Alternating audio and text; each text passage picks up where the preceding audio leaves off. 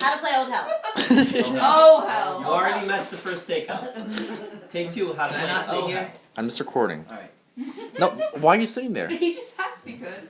Alright. Yeah. Okay, it's fine, I guess. Isn't it great that the trim function works? We're recording, guys. Guys, quiet on set. Okay, this is how to play the game Oh Hell. The full name of it is Upsy Downsy Ninesy Tensy. Stop. Oh, the hell with it. Good, stop. But the shortened version is Oh Hell. What do you mean stop? 6 minutes to wrestle. I will explain it. But if we're going to be recording this for posterity, I should be talking also to the audience here, To the viewer, yeah. to the viewer.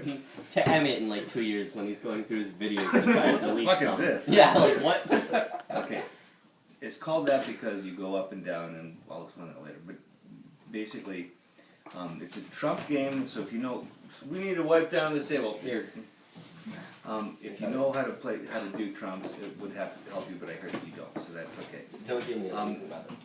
It's everyone plays one card at a time. The highest card wins, and that's called a trick. If there are 4 cards in our hand, there are going to be 4 tricks to be won. Okay, so everyone puts down one card. Highest card wins. Let's say Alex has the highest card. He wins that trick. There are 3 more cards in our hand. Alex is going to start. He puts down a card. We all play cards. Highest card there wins that trick. 2 more. So there are 4 tricks to be had, and that's the basic of the game. So you usually try to win, but not always. We'll get into that later also.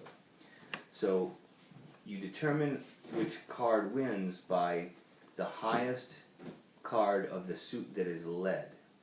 So if Alex is the person who puts down the first card, and he puts down the 10 of clubs, first of all, everyone has to follow suit. That's the most important rule of the game. So everybody that has a club must play a club. The highest club wins.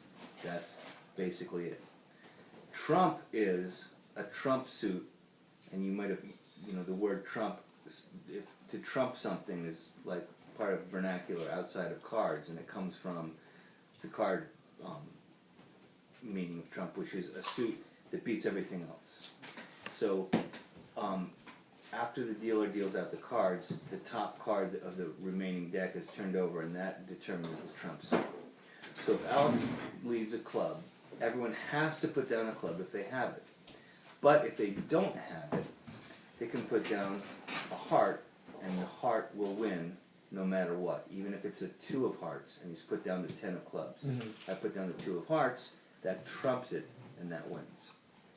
Any other suit doesn't matter. So if Miranda had the ace of spades, she puts down the ace of spades, doesn't matter. It's a high card, but it doesn't mean anything. Obviously, a higher trump would beat my 2 of trump. So if he puts down the 10 of clubs, I don't have any clubs, I put down the 2 of hearts, I'm winning. Goes to Miranda, let's say she has the 8 of hearts, she could win with that, but she can't play it if she has a club. Because again, the most important rule of the game is you have to follow suit. The suit of whatever was led. Is that making sense so far? Okay, so we go up and down from 1 to 10 and back down to 1, although with the people we're playing with, we won't be able to go up to 10. So we'll probably go up to 7 or 8. Yeah. So the first person deals out 1 card, and that means there's only 1 trick to be won. And before we play, we bid how many tricks we think we're going to take, and that's how it's scored. And that's why when I said you don't always want to win, because you want to always hit the number of tricks that you bid. Okay? So let's say again we have 4 cards in a hand. If I'm dealing, it goes clockwise from me, and the dealer's the last to bid. So Miranda would bid, and she'd look at her 4 cards and decide which of those 4 cards she thinks she would win with.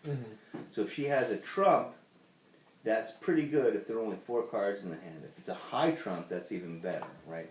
So the one card that's a guaranteed winner is the ace of trump. Nothing can beat it. So if hearts is the trump and she has the ace of hearts, that's a guaranteed winner.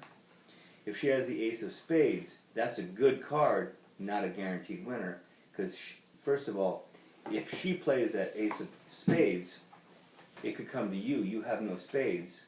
You could put down a 4 of hearts and you win. Also, if she doesn't have the lead, it's possible that spades are never even played, and so she doesn't. And it's just trash. Right. So she doesn't. So we all look at our 4 cards and we all go around and we bid. So we look at our 4 cards. Miranda looks and says, "I think I'm going to win 1." So the scorekeeper writes down her bid.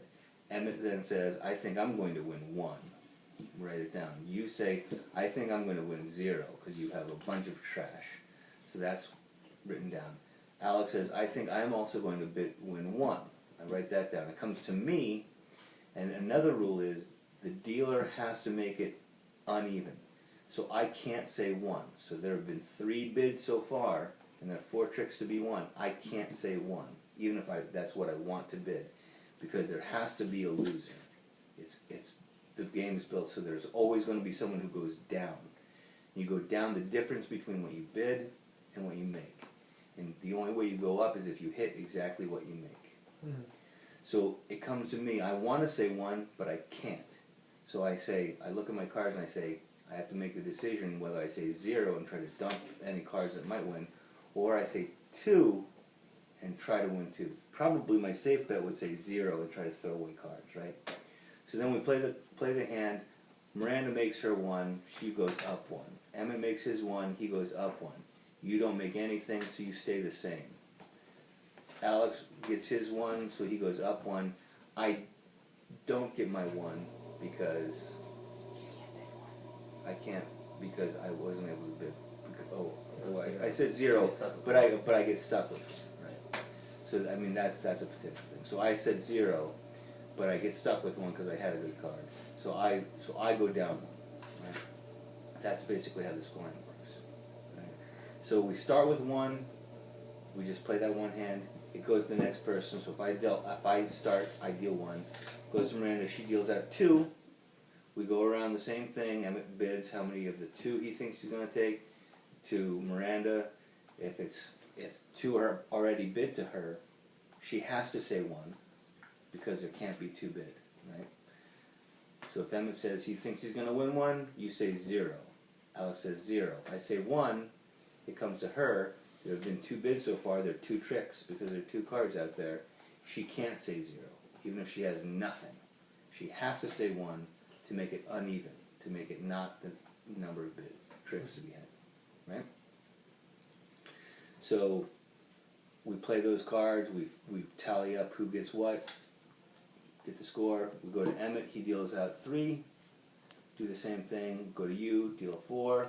It just keeps going around until we get to the highest number we can, which is going to be, in this case, either 7 or 8. And then we do that twice, and then we go all the way back down. And we just keep scoring along the way. One more rule is that if a face card is turned up, afterwards, that means no trump, which just means you're playing without a trump. So it's always just going to be the highest card of the super slug. And when you have no whatever trump, face card, like if a face card just shows up. any face card, when you determine trump, this doesn't mean diamonds trump. This means no trump. Nothing. Ace is trump. So if it's the ace of diamonds, diamonds trump. Jack of diamonds, no trump. So that means when you have a no trump round, that means if you've got a jack or a queen, whereas normally that would be not a great card, that's a pretty good card because there's no trump. Any ace is an almost guaranteed winner. The only way an ace is not going to win is if the suit's not played. And if we've got lots of cards in our hands, like we're at 7, that suit's almost definitely going to be played. So that's like a guaranteed winner. So let's do a practice hand of 4. Do you have any questions about it?